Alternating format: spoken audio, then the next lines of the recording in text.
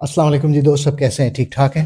उम्मीद है खैरियत से होंगे। सॉफ्ट एजेस के एक और व्लॉग में मैं आपको खुशामदीद कहता हूँ। आज का व्लॉग जो है वो हम एसेज़ की सीरीज़ का एक इम्पॉर्टेंट टॉपिक दोबारा हाज़िर हैं आपकी खिदमत में और हमारी कोशिश है कि जो दोस्त भी चाहे सीएसएस एग्ज़ाम्स कवर कर रहे हों या पीएमएस के लिए तैयारी कर रहे हों या सीसीई की तैयारी कर रहे हों, उसके इंग्लिश एसे सेक्शन में आप बहुत अच्छा स्कोर करें। So this is why we have been making vlogs on different topics, different essays and उनमें मैं आपको गाइडलाइन वगैरह भी प्रोवाइड करता रहता हूँ। सो आज का हमारा जो टॉपिक है वो बहुत ही इंटरेस्टिंग है और स्टूडेंट्स भी अक्सर यही पूछते हैं कि आखिर ऐसी क्या वजह है, वो क्या रीज़न्स हैं, what are the reasons behind students failure in English essay. तो ज़्यादा कैंडिडेट्स इसलिए फेल नहीं होते कि उन्हें इंग्लिश नहीं आती, बल्कि इसलिए फेल होते हैं कि वो बेसिक मिस्टेक्स रिपीट करते रहते हैं। आज मैं थ्योरी नहीं बताऊंगा, आज हम जो व्लॉग देखेंगे, आज हम जो ये वीडियो रिकॉर्ड किया है आपके लिए, उसमें हम वो गलतियां आपको बताएंगे कि जो सीएसएस, पीएमएस या सीसीई या regardless of any competitive exams जहां भी इंग्लिश ऐसे लिखा जाता है, उनमें स्टूडेंट्स आखिर वो क्या गलतियां करते हैं जिसकी वजह से उनके नंबर्स कम आते हैं या वो अपने मुकाबले में वो मकाम हासिल नहीं कर पाते जो वो एक्सपेक्ट कर रहे होते हैं। ठीक है, तो वीडियो को आगे बढ़ाने से पहले मैं आपसे रिक्वेस्ट करूंगा कि सॉफ्ट एजेस ऑन यूट्यूब को जरूर सब्सक्राइब करें, अपने दोस्तों यारों के साथ ये मेरा चैनल शेयर करें, वीडियो को शेयर करें, वीडियो को लाइक करें और कमेंट करके मुझे बताएं कि हम इन व्लॉग्स में क्या मजीद निखार, क्या मजीद बेहतरी पैदा कर सकते हैं। सो चलते हैं व्लॉग की तरफ। Without wasting much time we discuss this topic straight. तो सबसे पहली जो चीज़ है वो मिस्टेक जो है, mistake number 1, we have been covering the mistakes. So पहली मिस्टेक्स जो है मैं बताऊंगा आपको, ये होगी कि आउटलाइन जो आप बनाते हैं वो वीक होती है। ठीक है, आउटलाइन इज नेसेसरी।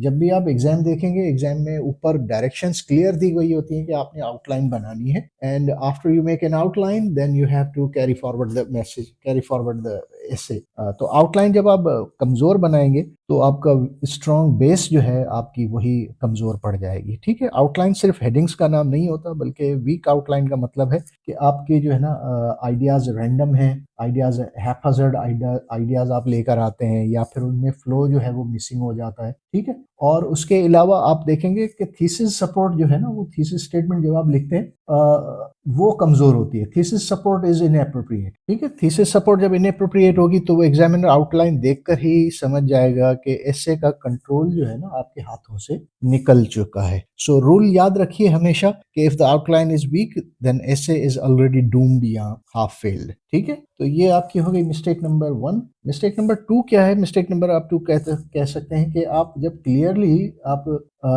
अपना बयानिया नहीं लिखेंगे तो आपका लाजमी ऐसे डूम्ड रहेगा। तो no thesis statement, sorry, no clear thesis statement. ठीक है, नो क्लियर थीसिस स्टेटमेंट। अगर आपका थीसिस स्टेटमेंट यानी जो आप इस पूरे मुद्दा बयान कर रहे हैं वो पूरा मुद्दा अगर आप क्लियरली नहीं लिखेंगे, विविड नहीं होगा, अनएम्बिगुअस नहीं होगा, तो क्या होगा?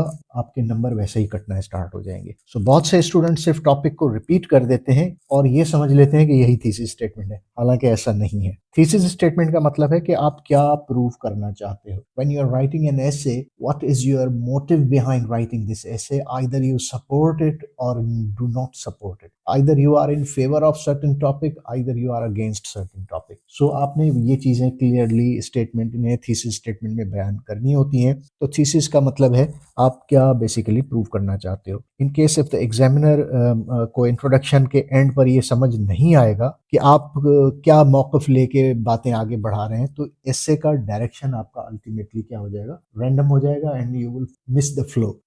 ठीक है दोस्तों, उसके बाद हम तीसरे पॉइंट के ऊपर आते हैं कि इंट्रोडक्शन जो है आप बहुत ज्यादा लंबा लिख देते हैं या फिर वेग रहता है। ठीक है, इंट्रोडक्शन बहुत ज्यादा लंबा लिख दिया, introduction is either too long और वेग। अब बात सारी क्या आती है कि जब आप लिखते हैं कोई भी इंट्रोडक्शन पैराग्राफ आप लिखना स्टार्ट करते हैं, या तो इंट्रोडक्शन बहुत लंबा कर देते हैं या फिर इतना मुबहम उसको कर देते हैं कि बात क्लियर नहीं हो पाती। इंट्रोडक्शन का काम है टॉपिक सेट करना और थीसिस को इंट्रोड्यूस करना। अगर ये थीसिस सेट नहीं होगा, अगर आपका थीसिस स्टेटमेंट क्लियर नहीं होगा, इंट्रोडक्शन ऑटोमेटिकली क्या हो जाएगा?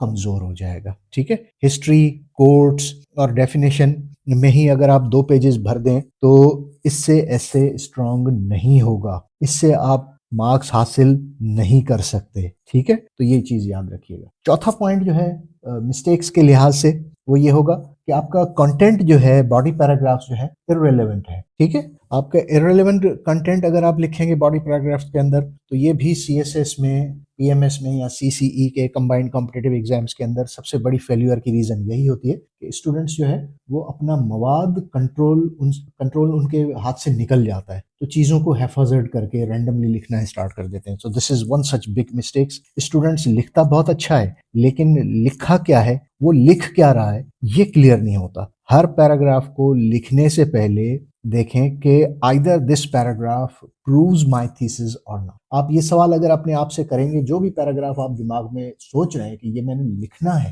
तो वो लिखने से पहले आप अपने आप से ये सवाल करें कि does this prove my thesis statement. अगर जवाब आता है नो, तो अल्टीमेटली आपने उस पैराग्राफ के ऊपर मेहनत फजूल बेकार कर दी है, ठीक है। पांचवी मिस्टेक पर आगे बढ़ने से पहले मैं आपसे रिक्वेस्ट करूंगा कि वीडियो को लाइक कर दीजिएगा, चैनल को सब्सक्राइब नहीं किया अब तक तो चैनल को भी सब्सक्राइब। पांचवा पॉइंट है कि आप कोई टॉपिक सेंटेंस नहीं लिखते, कोई थीसिस स्टेटमेंट नहीं लिखते, कुछ नहीं लिखते, ठीक है। पैराग्राफ का पहला सेंटेंस डायरेक्शन सेट करता है कि आपका ऐसे ऊपर की तरफ उड़ान रखेगा या एक ट्रेजेक्टरी बनाने के बाद नीचे धड़ाम से जमीन बोस हो जाएगा। सो पैराग्राफ का पहला सेंटेंस अगर डायरेक्शन नहीं देगा तो वो आपका वीक इंट्रोडक्शन होगा, वीक स्टेटमेंट्स बनेंगी, पूरा पैराग्राफ वीक लगने लगेगा। एग्जामिनर को गैसिंग नहीं करना चाहिए। Means if you are giving certain thing to the examiner, it should be very clear, vivid, unambiguous. अगर आपने उसमें वेगनेस बरकरार रखी और अपना मुद्दा आपने सही से बयान ना किया तो आपकी ट्रेजेक्टरी ये होगी और आपका ऐसे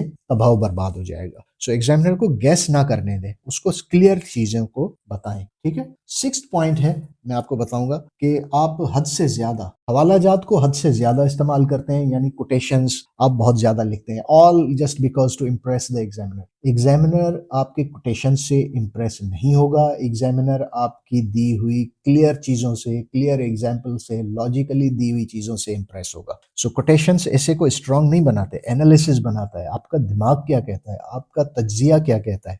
हर कोट के बाद आप एक्सप्लेनेशन अगर नहीं दे रहे तो वो बेसिकली आप गलती कर रहे हैं। हर कोटेशन के बाद आपने एक्सप्लेन करना होता है। सिर्फ कोटेशन आपने कॉपी पेस्ट नहीं करना होता कि आपने लिख दिया और आपने जान छुड़ा ली। ऐसे को आर्टिफिशियल बनाना है और मसनूई बनाना है तो आप कोटेशन लिख के छोड़ दें, ठीक है। सो याद रखें, quotations are decorations not foundation. Quotations आपके एग्जामिनर के लिए आपके जवाब को उसके हुस्न और निखार में इजाफा तो कर सकते हैं लेकिन उसकी बुनियाद नहीं बना सकते, ठीक है जी। अब आते हैं सातवें पॉइंट की तरफ, पुअर कोहेरेंस। आपके सेंटेंस जो है आपने लिख तो दिए लेकिन पैराग्राफ्स का आपस में जो तालमेल बनता है, सुर ताल लय जो बनती है वो नहीं बन रही, कोहेरेंट नहीं है, हम आहंग नहीं है एक दूसरे से, और उनके अंदर जो है ना फ्लो नहीं है। तो एक पैराग्राफ के अंदर आपने एक शोखी मार दी, दूसरे पैराग्राफ में आपने दूसरी कोई चीज बता दी। अगर आप कंपेयरिंग करेंगे इसकी या कंपैरेटिव एनालिसिस करेंगे इसका, तो आपको खुद अंदाजा हो जाएगा कि if the first paragraph is not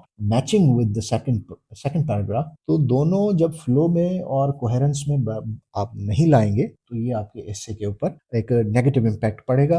paragraphs आपस में कनेक्टेड नहीं होते, ऐसे नहीं रहता, नोट्स का बंडल लग जाता है, ठीक है। सो ट्रांजिशंस कैसे आपने मूव करनी है, इसके लिए कुछ ट्रांजिटिव वर्ड्स होते हैं। आइल्स की क्लासों में भी आपने अक्सर सुना होगा कि आपने एक पैराग्राफ को दूसरे से जोड़ना है तो इस तरह के अल्फाज यूज किए जाते हैं, ठीक है, ठीक है। ये चार अल्फाज मैंने एग्जाम्पल के तौर पर आपको लिख के दिए हैं। These are the words which are connectors.